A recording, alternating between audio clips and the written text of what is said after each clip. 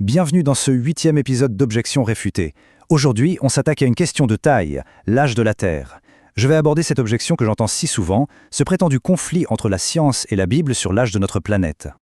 On l'a tous déjà entendu, n'est-ce pas? La science a prouvé que la Bible a tort sur l'âge de la Terre. C'est présenté comme une affaire classée. Mais en creusant le sujet pour mon livre, j'ai découvert que la réalité est bien plus complexe et fascinante que ce slogan un peu simpliste. En fait, ce qu'il faut savoir, c'est qu'il n'y a pas une seule vision évangélique sur le sujet, loin de là. Alors pour bien comprendre le débat, je vais nous guider à travers les 3 interprétations principales. Ça va nous permettre de voir toute la richesse de la réflexion. Allez, on commence avec la première perspective, celle que j'appelle la vue jeune Terre. L'idée ici, c'est l'interprétation la plus littérale. Le récit de la création dans la Genèse décrit 6 jours consécutifs, de 24 heures chacun. Les défenseurs de ce point de vue s'appuient sur plusieurs arguments forts.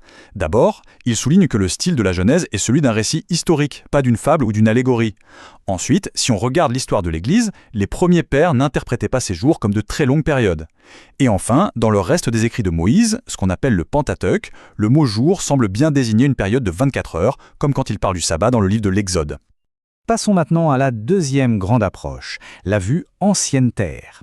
Ici, on change de paradigme. Les jours de la création ne sont plus vus comme des périodes de 24 heures, mais plutôt comme de longues, très longues époques, des âges. Il faut dire que cette vision des choses, elle est souvent née en réponse aux défis que pose l'interprétation jeune Terre.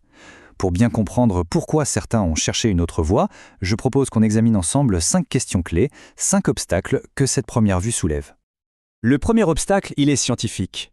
C'est ce que les paléontologues appellent l'explosion cambrienne.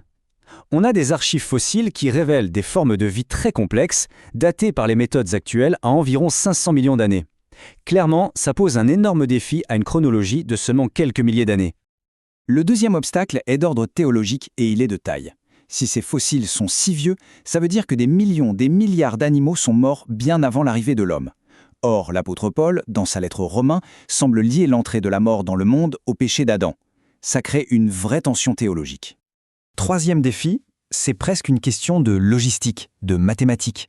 L'arche de Noé. Si on prend les dimensions données dans la Bible, elle pouvait contenir un nombre impressionnant d'animaux. Oui, mais des millions d'espèces? Le calcul devient très compliqué. Ça nous force à nous interroger sur la nature exacte de ce qui a été embarqué. Quatrième point, et c'est crucial, c'est une question linguistique. Le mot hébreu utilisé pour jour, c'est yom.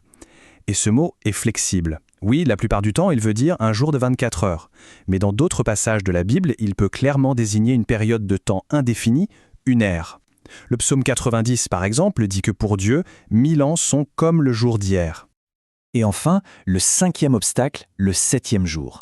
C'est un détail fascinant. Pour les 6 premiers jours, le texte se termine par la formule « Il y eut un soir et il y eut un matin ». Mais pas pour le 7e jour, jamais. Beaucoup ont conclu que ce jour de repos de Dieu est toujours en cours.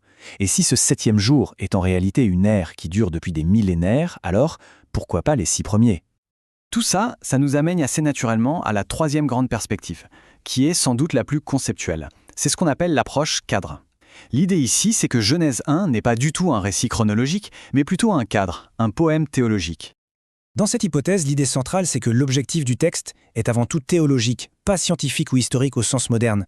Je pense que l'auteur a utilisé une structure littéraire brillante pour nous enseigner qui est Dieu le Créateur, et non pour nous donner un calendrier de ses travaux. Et ce qui est vraiment magnifique dans cette approche, c'est quand on regarde la structure du texte. Regardez bien cette symétrie. Les jours 1, 2 et 3, Dieu crée des royaumes ou des domaines. La lumière, le ciel et la mer, la terre ferme. Et ensuite, les jours 4, 5 et 6, il vient peupler ces royaumes avec leurs dirigeants correspondants. Le soleil et la lune, les oiseaux et les poissons, et enfin les animaux et l'homme. C'est une construction littéraire parfaite. Donc, de mon point de vue, l'argument clé ici est que cette structure en 7 jours est un cadre poétique. Le but n'est pas de nous donner une chronologie, mais de construire un récit qui culmine avec le repos du roi créateur le 7e jour. C'est un modèle qui établit le rythme du travail et du repos pour toute l'humanité. Bon, maintenant, soyons très clairs et honnêtes. Aucune de ces 3 interprétations humaines n'est parfaite. Chacune a ses propres défis, ses propres points faibles, et je pense qu'il est crucial de les regarder en face. Rapidement, pour la vue jeune Terre, on l'a vu, il y a la confrontation avec les données scientifiques, mais aussi des questions dans le texte lui-même, comme la lumière qui est créée au jour 1, puis à nouveau au jour 4. Pour la vue ancienne Terre, le risque c'est de laisser la science du moment, qui par définition évolue, dicter notre lecture de la Bible. Et enfin, pour l'approche cadre, aussi élégante soit-elle, elle pose une question délicate. Si on décide que ce passage est figuré, Où est-ce qu'on s'arrête? C'est un vrai risque d'interprétation. Alors, où est-ce que tout ça nous laisse? Eh bien, dans ma conclusion, j'aimerais qu'on essaie de faire un pas de côté, de recadrer complètement le débat pour arriver, je crois, au véritable enjeu.